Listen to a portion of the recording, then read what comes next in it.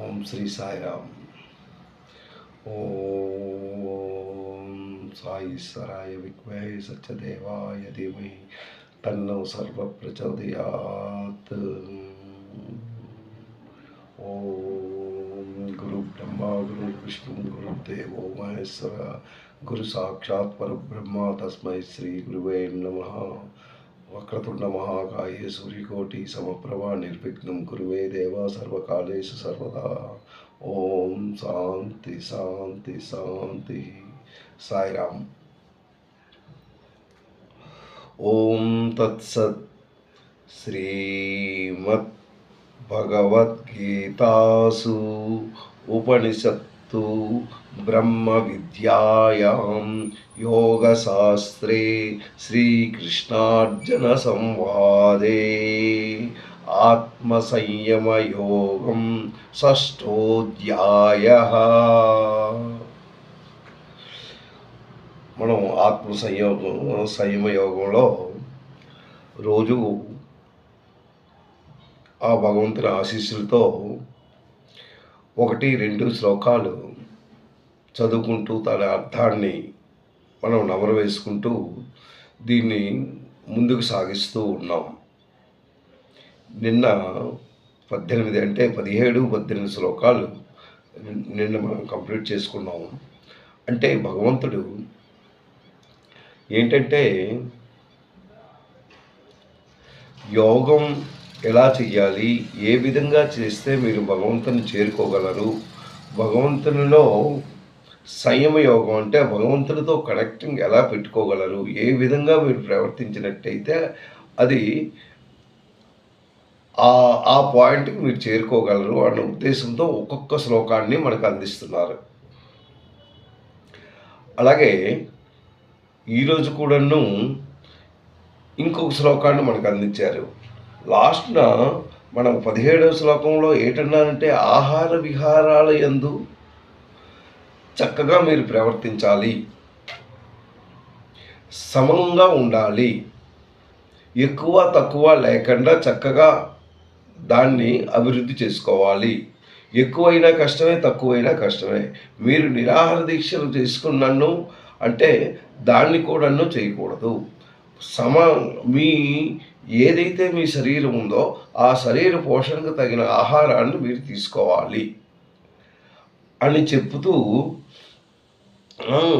అదే ఆ తర్వాత భగవంతుడి తాలూకా చిత్తాన్ని మీరు ఎలా పొందగలరు, ఏ మనసుతో మీరు భగవంతుని ధ్యానించాలి, ఆ మనసుతో ఉన్నప్పుడు ఇతర తాలూకా బాహ్యంలో అంటే బాహ్యంగా ఉన్న ఏ వస్తువును మీరు లోపలికి తీసుకోకూడదు. ఒక్క భగవంతుని ఆలోచనతో ఉన్నప్పుడే మీకు ఆ కనెక్షన్ దొరుకుతుంది అన్న ఉద్దేశంతో 17-18 ఈ 2 శ్లోకాలు మనకు చక్కగా అందించారు. అయితే ఇప్పుడు మనం చేసుకున్నది ఏంటంటే 19-20. 19వ శ్లోకంలో ఏం చెప్తున్నారో మనం చక్కగా విందాం. ఆయన ఏం చెప్పారు అన్నది ఏంటంటున్నాడు.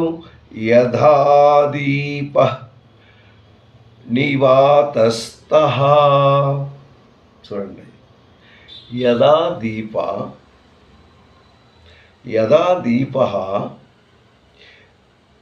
నివాతస్తః.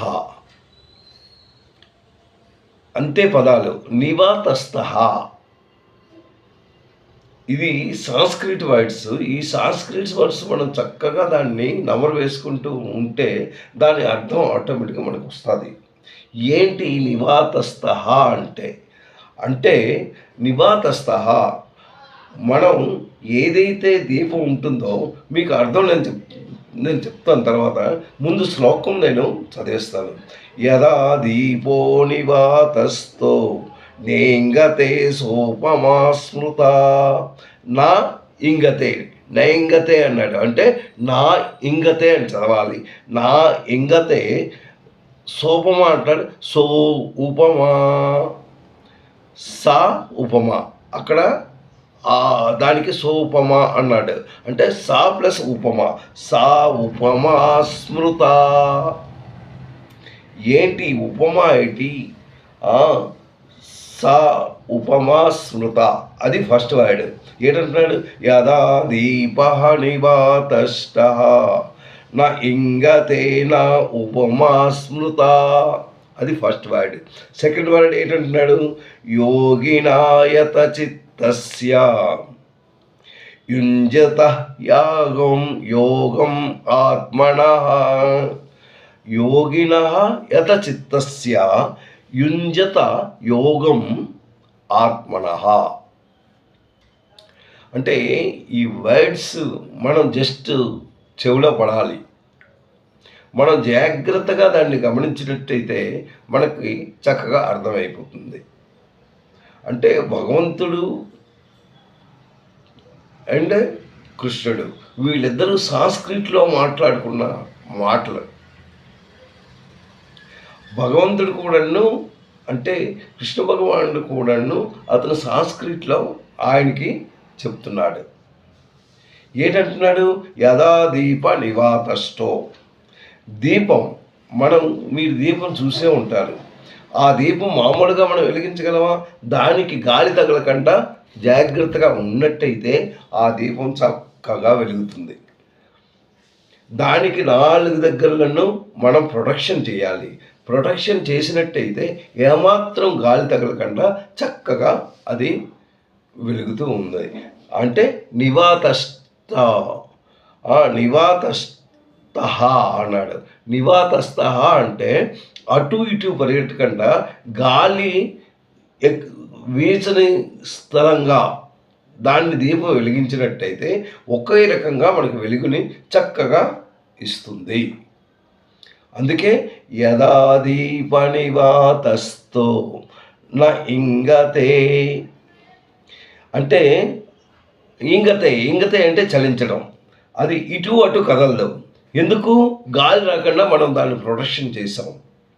నా ఇంగతే ఎలా అయితే అది ఇటు అటు కలగదా, అది ఉపమా అంటే అది ఎలా అయితే ఇటు అటు కలుగుతుందో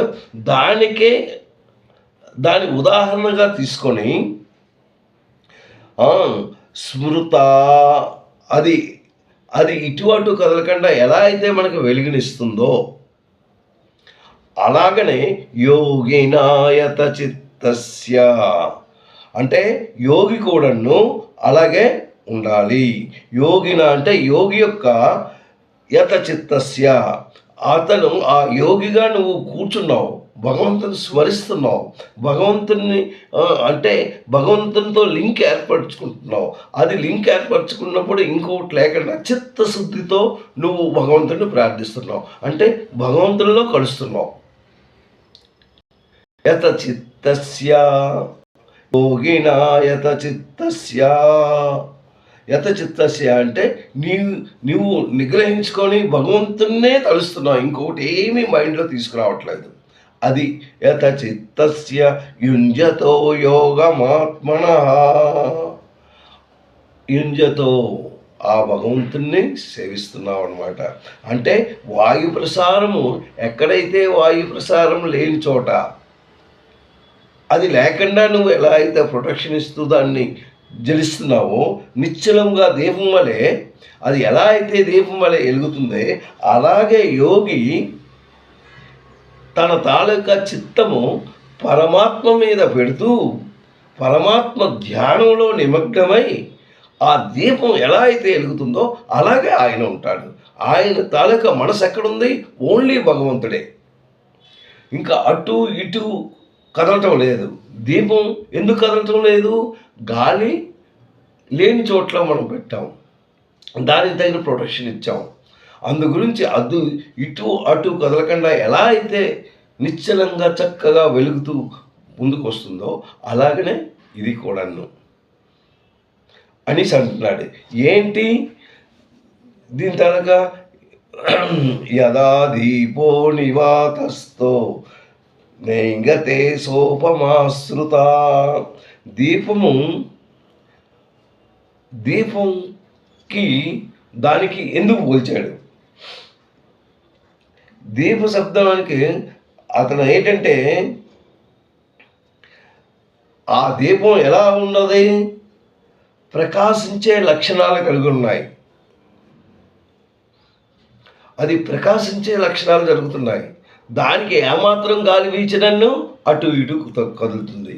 అలాగే నీ తాలూకా మనసు, నీ తాలూకా ఇంద్రియ నిగ్రహం అటు ఇటు కదలకుండా ఒక్క భగవంతుని మీదే నువ్వు ధ్యానం చేసినట్టయితే నీ మనసు అటు ఇటు పరిగెట్టకుండా నిశ్చలంగా చక్కగా వెలుగుతూ ఉంటుంది. ఆ వెలుగుతూ ఉన్నప్పుడు ఆ వెలుగు ఎలా అయితే మనకి ఇస్తుందో అలాగే నువ్వు ఆ భగవంతుని మీద ప్రార్థనతో ఇంకా ఆ భగవంతునినే ధ్యానించుకుంటూ ఆయనలో ఏదైతే ఆనందం ఉందో ఆ ఆనందాన్ని నువ్వు గ్రహించుకుంటున్నావు. ఆ ఆనందమే మహాస్వరూపం. ఇంకా తనకి ఇంకొక ఆలోచన అవసరం లేదు. ఇంకా దేనితో కూడా తనకు సంబంధం లేకుండా చక్కగా ఆయన దానితోనే ఉంటున్నాడు. అది ఈ శ్లోకంలో మనకు చెప్పాడు. అది కూడా దీపంతో మనకది పోల్చాడు అనమాట. అంటే వాయు ప్రసారము లేని చోట, అంటే ఎటు గాలి లేని చోట ఎలా అయితే దీపాన్ని వెలుగుతుందో, నిశ్చలముగా ఆ దీపం వెలుగుతుందో, యోగికి వశమై ఉన్న చిత్తం ఏదైతే యోగిగా ఉన్నాడు, ఆ యోగిగా ఏంటి వశమైంది? ఇంద్రియ నిగ్రహాలతో ఆయనకి అది వశమైంది. అంటే ఇంద్రియాలను కంట్రోల్ చేస్తూ ఇంకా ఆ మనసును అటు ఇటు పరిగెట్టించకుండా ఒకే స్థలంలో ఉన్నట్టు చేస్తున్నాడు అనమాట.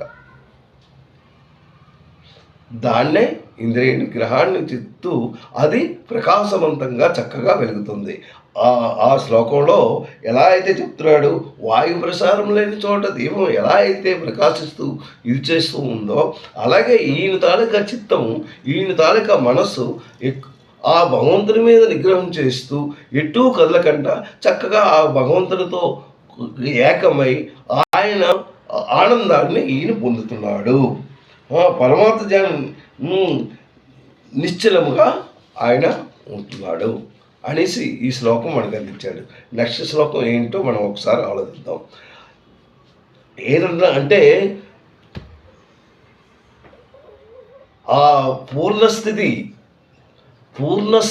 పొందినప్పుడే ఆ దీపంలో అతను ఉంటాడు. అది అతనికి చిత్తస్థితిని గురించి ఆయన తాలూకా చిత్తస్థితి ఎలా ఉంది? ఒక్క భగవంతుడి మీదే ఉన్నది. అలాగే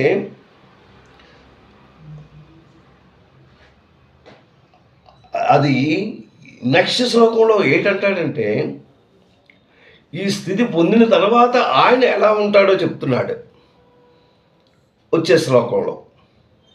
ఇప్పుడు 20 శ్లోకంలో అదే అంటున్నాడు. ఏంటంటున్నాడు? యత్రో పరమతే చిత్తం నిరుద్ధం యోగ సేవయా యత్ర చైవాత్మనాత్మానం పశ్యన్నాత్మని తుష్యతి. తుష్యతి అంటే సాటిస్ఫాక్షన్. ఎత్ర ఏంటంటున్నాడో చూడండి. ఎత్ర పరమతే, ఎత్ర ఎత్ర ఎత్రోపరమతే అన్నాడు. అంటే ఎత్ర ప్లస్ ఉపరమతే. ఎత్ర ఉపరమతే చిత్తం నిరుద్ధం యోగ సేవయా.